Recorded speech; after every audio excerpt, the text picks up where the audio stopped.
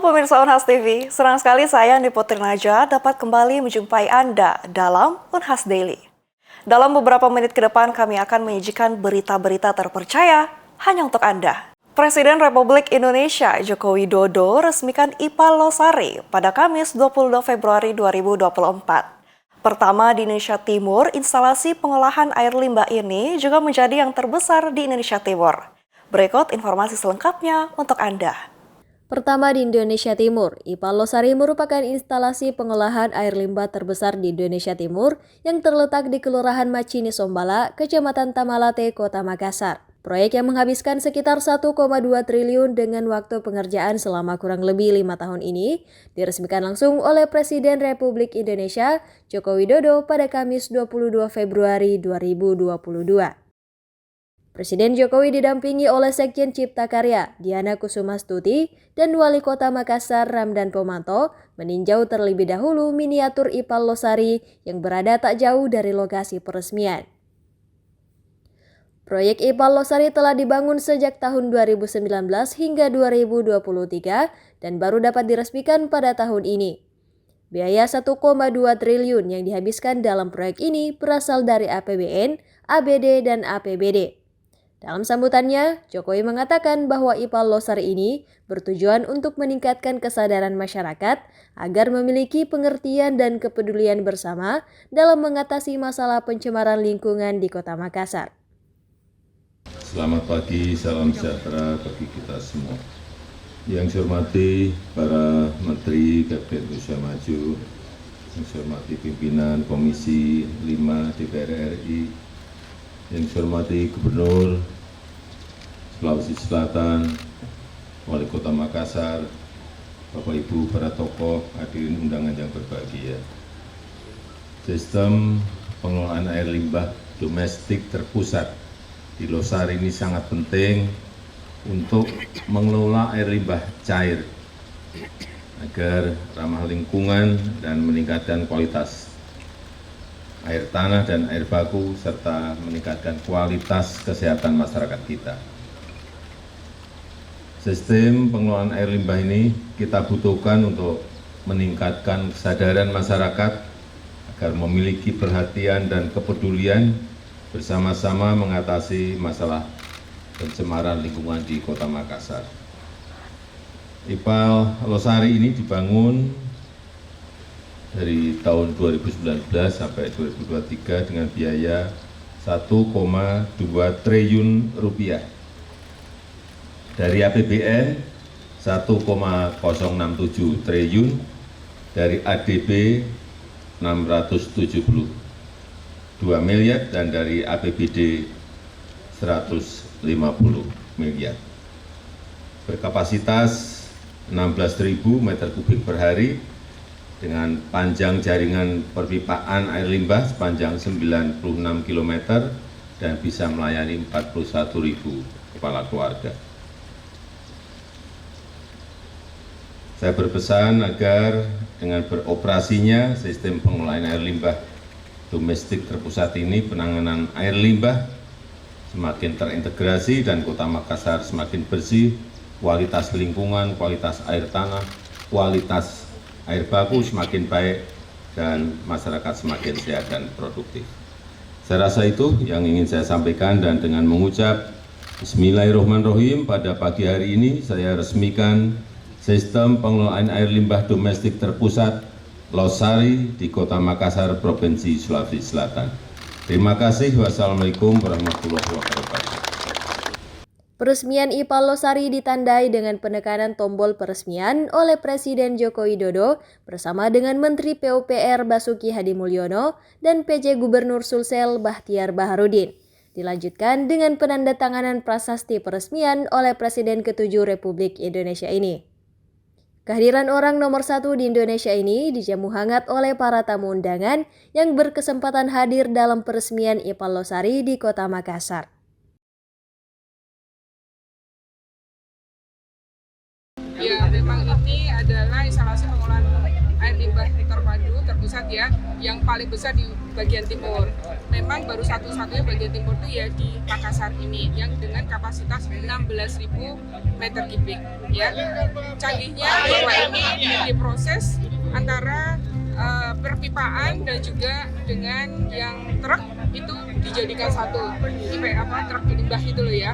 Nah itu jadikan satu, kemudian diolah, setelah diolah diendapkan, kemudian diolah, bakteri-bakterinya dikumpulkan sehingga air yang keluar dari pengolahan ini adalah jernih. Kita lihat itu ikannya hidup ya dengan air hasil pengolahan itu. Artinya kalau itu dibuang ke sungai, dibuang ke kanal, itu tidak membuat pencemaran dan tidak membuat kerusakan lingkungan, sehingga itu diharapkan bahwa pengolahan air limbah ini menjaga lingkungan itu lebih bagus dan kesehatan dari masyarakat di Kota Makassar itu juga pastinya bisa lebih terjaga. Itu layak minum juga kamu? Oh jangan diminum kalau itu. Artinya tidak ada bau, jernih. Kemudian kalau dibuang ke sungai, ke kanal itu tidak mengotori, tidak membuat. Dan di sini sebelah itu kan ada perumahan ya, dan perumahan itu kan tidak bau kan? Sini kelihatan baunya nggak kerasa kan baunya kan? Nah, itu ada pengolahan ya, bahwa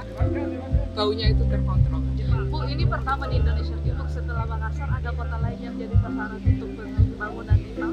Ya sebenarnya memang ada ya beberapa untuk pengolahan seperti ini. Ya kita sedang siapkan juga ya untuk di Mataram ya, Mataram, kemudian di Pontianak ya, Semarang kayak gitu ya. Itu masih banyak lagi dan mudah-mudahan di kota-kota yang metropolitan, kota-kota besar harusnya punya seperti ini. Ya. Kalau tadi waktu mendampingi Pak Jokowi, apa yang disampaikan Pak Jokowi di atas? Disampaikan, banyak tadi yang disampaikan di sini segera dioperasionalkan, ya tarifnya segera diinikan, ya ditetapkan oleh Bapak Wali Kota, kemudian disambung. Jadi semua rumah harusnya nyambung ke sini dengan pipa-pipa itu, sehingga ini juga bisa beroperasi dengan optimal, gitu ya. Karena luasannya di sini kan 16.000 meter kubik, harusnya bisa nyambung berapa? 14.000 sambungan rumah, itu setara dengan 41.000 KK. Ya, nah ini kan baru sedikit. Nah, ini kalau nggak dimanfaatkan kan sayang, ya kan? Dan ini pengolahan yang dengan MBBR. MBBR itu adalah pengolahan yang cukup bagus ya. Dan ini juga tadi saya sebutkan juga bahwa ini juga nanti akan diterapkan di kota-kota lain, juga IKN. Saya kayak gitu. Ya, oke. Melalui Dirjen Cipta Karya, Jokowi berpesan agar IPAL Losari segera dioperasionalkan, serta menghimbau Wali Kota Makassar untuk segera menetapkan tarif yang akan diberlakukan. Iva Syarahman, Ansar, Unhas TV. Pemirsa, masih banyak pulau-pulau kecil di Indonesia yang memiliki keterbatasan akses terhadap energi listrik. Salah satunya adalah Pulau Barang Lompo. Smart Island kemudian hadir sebagai jawaban atas permasalahan tersebut. Universitas Hasanuddin bersama pemerintah Kota Makassar dan Oriental Konsultan Global mengadakan groundbreaking of Smart Island Pilot Project di Pulau Barang Lompo. Berikut liputan selengkapnya untuk Anda. Pemerintah Kota Makassar bekerja sama dengan Universitas Hasanuddin dan Oriental Consultants Global (OCG) mengadakan acara groundbreaking of Smart Island Pilot Project di Pulau Sulawesi, tepatnya di Marine Station Universitas Hasanuddin, Pulau Barang Lompo, Sulawesi Selatan, pada 22 Februari 2024. Pulau-pulau kecil di Indonesia memiliki tantangan karena tidak memiliki energi listrik di siang hari dan hanya memiliki energi listrik di malam hari karena hal tersebut mahal harganya. Tidak ada listrik kemudian menghadirkan beberapa masalah, salah satunya adalah kekurangan es yang mengakibatkan turunnya kualitas ikan yang dijual. Melalui proyek Smart Island ini, ketersediaan es akan selalu dipenuhi di Pulau Barang Lompo. Jadi nelayan yang selesai menangkap ikan bisa menyimpan hasil tangkapannya di es dan menjualnya dengan kualitas yang baik. I'm Yonezawa, CEO and President of Oriental Consultants Global. Is this your first time here? Yes, actually, I'm first time to visit Makassar City. Yes. First time in Barang Lompo Island. How do you feel? Yeah, very nice place. Very nice.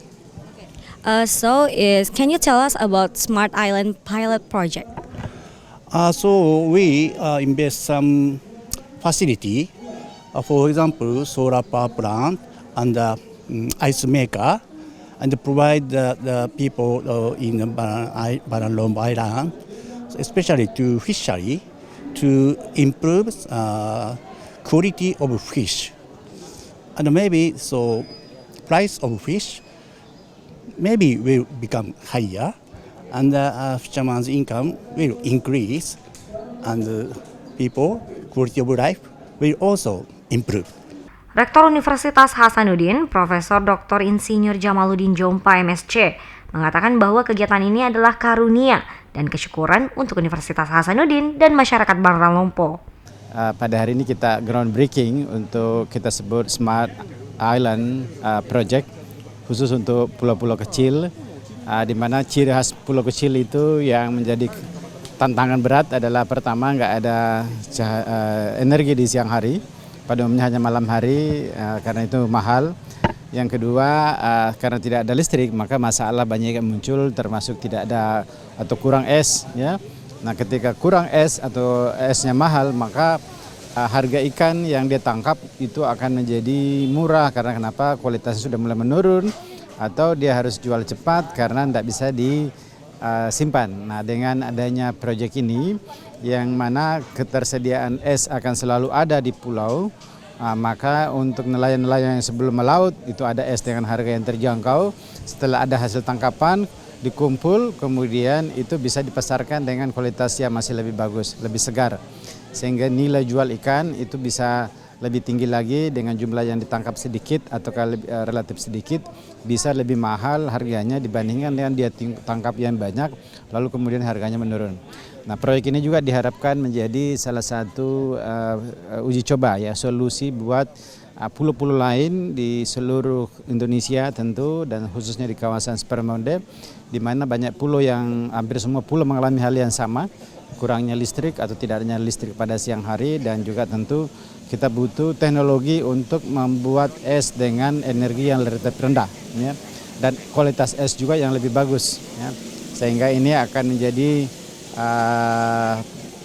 ladang pengabdian bagi Universitas Hasanuddin yang dibantu oleh OCG dari Jepang, dan tentu juga oleh pemerintah Jepang melalui JICA, dan sekaligus dukungan oleh pemerintah daerah, dalam hal ini pemerintah Kota Makassar. Ya. Profesor Dr. Insinyur Jamaluddin Jompa MSc berharap bahwa proyek ini juga menjadi solusi untuk pulau-pulau lain di Indonesia yang memiliki permasalahan yang sama, yakni terkait listrik. Zara Sabita Suceng, Muhammad Syaiful, Unhas TV. Berbagai produk serta inovasi menarik dipamerkan dalam Expo PBL 2 Fakultas Kesehatan Masyarakat Universitas Hasanuddin. Kegiatan ini diselenggarakan di Fakultas Kesehatan Masyarakat Universitas Hasanuddin. Usai melaksanakan praktek belajar lapangan di masa liburan semester kemarin, Fakultas Kesehatan Masyarakat Universitas Hasanuddin menggelar salah satu rangkaian akhir pasca PBL.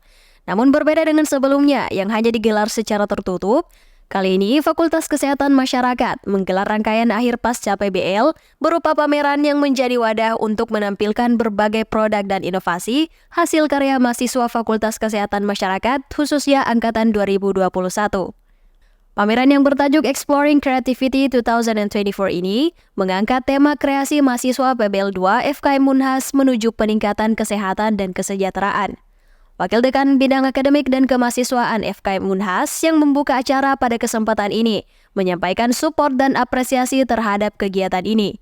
Ia juga berharap lebih lanjut produk dan inovasi hasil PBL ini bisa ditingkatkan untuk dapat dibawa ke program-program yang lebih tinggi seperti kegiatan PKM. Baik, terima kasih. Jadi tentu kami atas nama pimpinan fakultas sangat senang dengan kegiatan Expo pada pagi hari ini, di mana ini adalah kegiatan Expo dari aktivitas pengalaman atau praktek belajar lapangan 2 yang dilakukan oleh mahasiswa di FKM Unhas.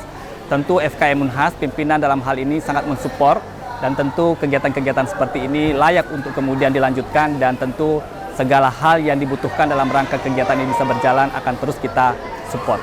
Jadi PBL itu adalah sebuah kegiatan akademik di mana dilakukan dalam 3 rangkaian, ada PBL 1, PBL 2, dan PBL 3. PBL 1 biasanya dilakukan dalam kegiatan pendataan dan mengetahui apa masalah yang terjadi di lapangan. Kemudian PBL 2 adalah kita melakukan intervensi atau kegiatan dalam rangka menyelesaikan persoalan-persoalan atau masalah yang ditemukan di PBL 1.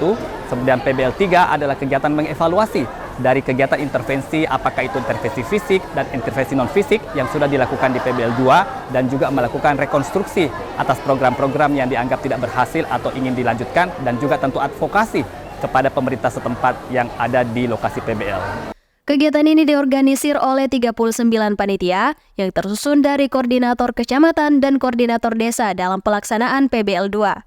Target pengunjung dalam pameran ini ialah angkatan 2022 dan 2023 yang nantinya juga akan melaksanakan PBL. Dengan ini diharapkan mereka memperoleh pemahaman sekaligus referensi produk dan inovasi untuk pelaksanaan PBL mereka nantinya. Setiap posko memiliki tenan masing-masing untuk memamerkan produk serta inovasi yang mereka lakukan selama PBL, dilengkapi dengan banner di tiap-tiap tenan. Kartu emo-demo susun balok, salah satu yang dipamerkan dalam kegiatan ini, merupakan inovasi yang dilakukan dari Posko 4 Desa Tompo Bulu, Kecamatan Baloci, Pangkep, dalam upaya mencegah penyakit hipertensi yang cukup tinggi di desa tersebut.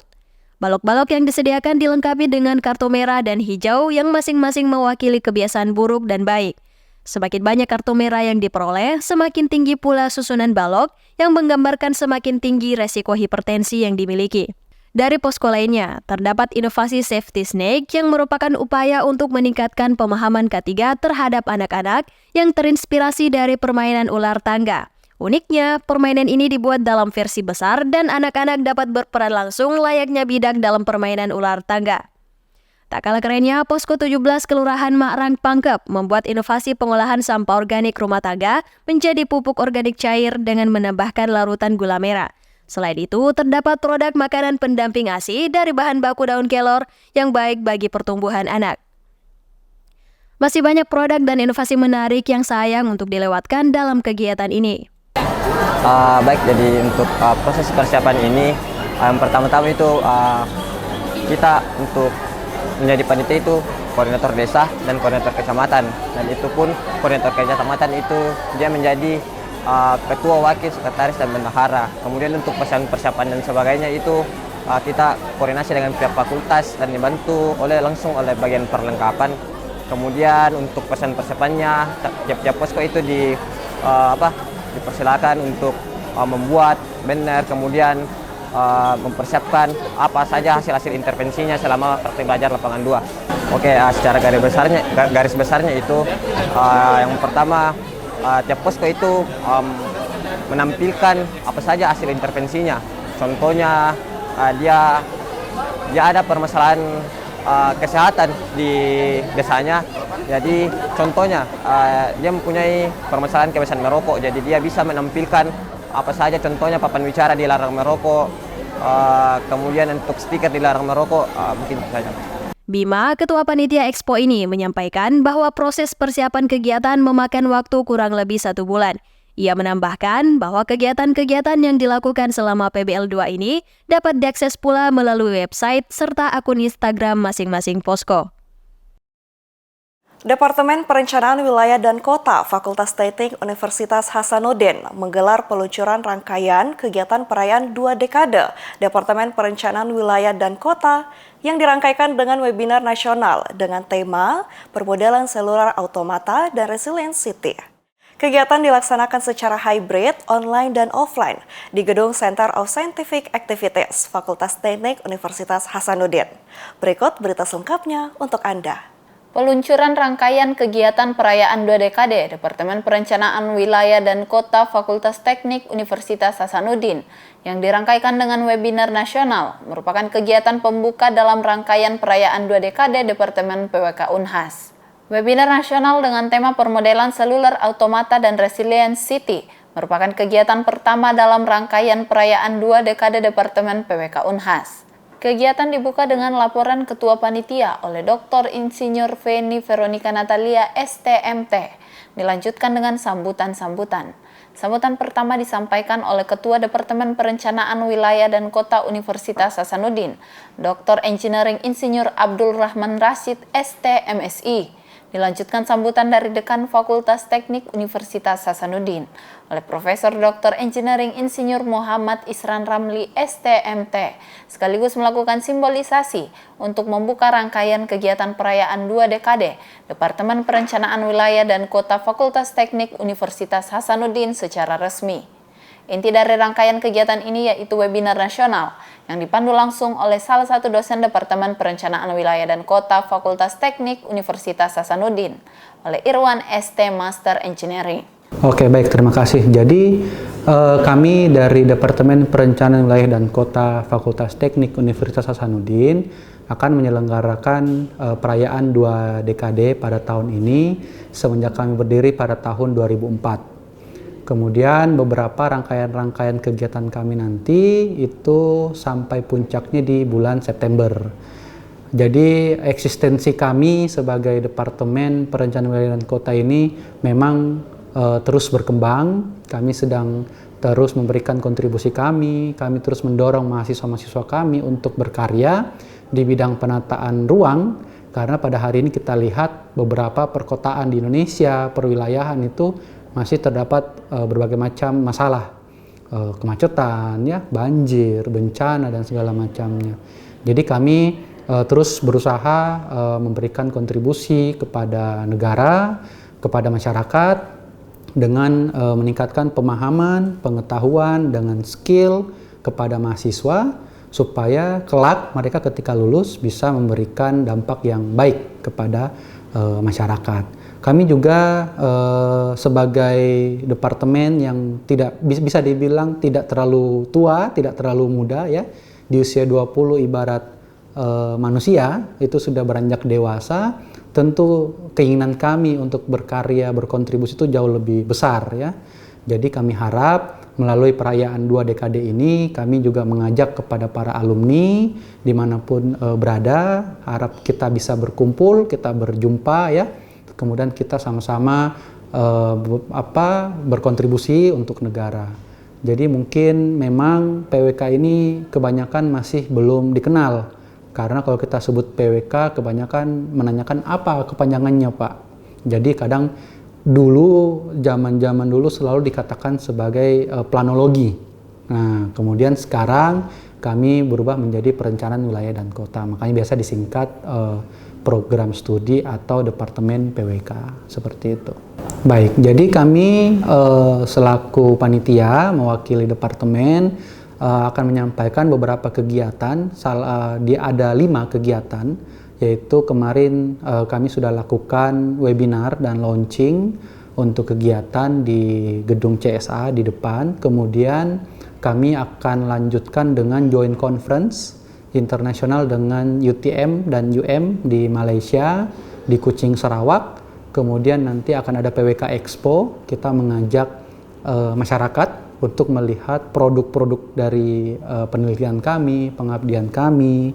Kemudian kami juga nanti akan mengajak beberapa mitra kami, ya, pemerintah daerah, pemerintah kota, ya, karena beberapa dosen, beberapa alumni-alumni kami pun juga sekarang sudah ikut aktif membantu pemerintah, ya, di kota, di kabupaten, di provinsi untuk memberikan atau membuat dokumen-dokumen perencanaan. Jadi ilmu-ilmunya sudah bisa diterapkan. Kemudian ada juga acara nanti di malam puncak PWK Reunion, itu nanti diharapkan seluruh alumni, ya, dosen kita bisa berkumpul lagi. Nanti acara lanjutannya akan kami publikasikan kembali.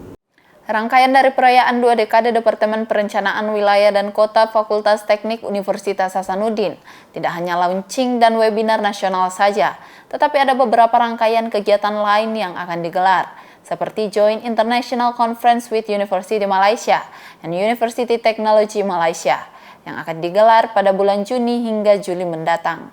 Kegiatan lainnya yaitu PWK Expo Planning Student Gathering yang akan digelar pada bulan Agustus atau September, dan PWK Night and Reunion akan digelar pada bulan September. Jadi kami sampai tahun 2023-2024 ini, alumni kami itu sudah mencapai 1.200 orang dan tersebar secara nasional, dan ada beberapa yang sudah melanjutkan studi di luar negeri, di Jepang, di Eropa, ya. Jadi tentu kami berharap walaupun tidak bisa ikut semuanya, kami berharap alumni setengahnya ya bisa hadir untuk bersama-sama merayakan 2 dekade ini. Kemudian untuk beberapa kegiatan-kegiatan seperti tadi PWK Expo dan sejenisnya, kami menargetkan peserta-peserta itu biasa dari kalangan siswa SMA supaya mengetahui apa sih PWK itu. Kan kita hari ini hanya mengenal mungkin beberapa program studi yang sudah ada dari dulu ya. Kita sudah mengenal kedokteran, mengenal hukum, teknik secara umum, tetapi ternyata teknik ini kan kita ada turunannya lagi, ada departemen-departemen yang lain. Jadi kami berharap mahasiswa, calon-calon mahasiswa itu bisa ikut mengetahui produk-produk dari PWK Expo tadi, seperti itu. Baik, kalau manfaat kami harap tentunya masyarakat bisa lebih mensupport kami juga. Mensupport dalam artian memberikan masukan, input sebagai bahan kami dalam melakukan pengabdian, penelitian agar ada imbas kepada masyarakat.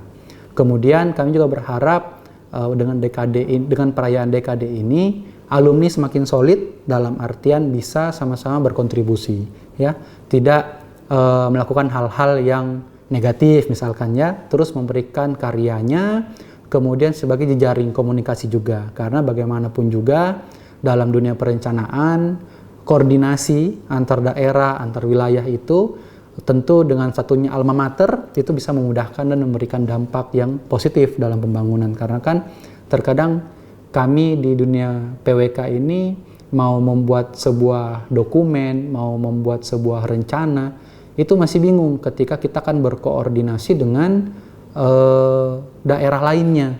Nah, dengan adanya alumni PWK, kita sudah saling mengetahui alumni kami bekerja di mana, ya, berkegiatan di mana, bisa melakukan komunikasi. Jadi ada juga jejaring, ya semacam reunian, tetapi dalam skala yang lebih besar lah seperti itu.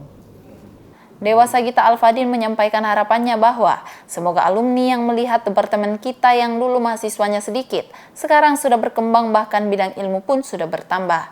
Ia juga berharap bisa melakukan kerjasama kembali dengan para alumni agar tidak melupakan alma maternya untuk bisa membantu mereka dan mereka juga memberikan input dengan membantu Departemen PWK. Tak hanya itu, Dewa Sagita Alfadin juga menyampaikan bahwa inilah kesempatan bagi rekan-rekan alumni untuk bertemu kembali dengan para dosen dan bisa memberikan kontribusi, serta bisa bertukar pikiran dalam waktu yang cukup panjang untuk bisa turut aktif kembali. Andrea Renen Karina, Muhammad Saiful, Unhas TV. Pemirsa, berita tadi sekaligus menutup perjumpaan kita hari ini. Jangan lupa untuk terus saksikan Unhas Daily hanya di Unhas TV. Saya Andi Putri Najwa, mewakili kru yang bertugas pamit undur diri dan sampai jumpa.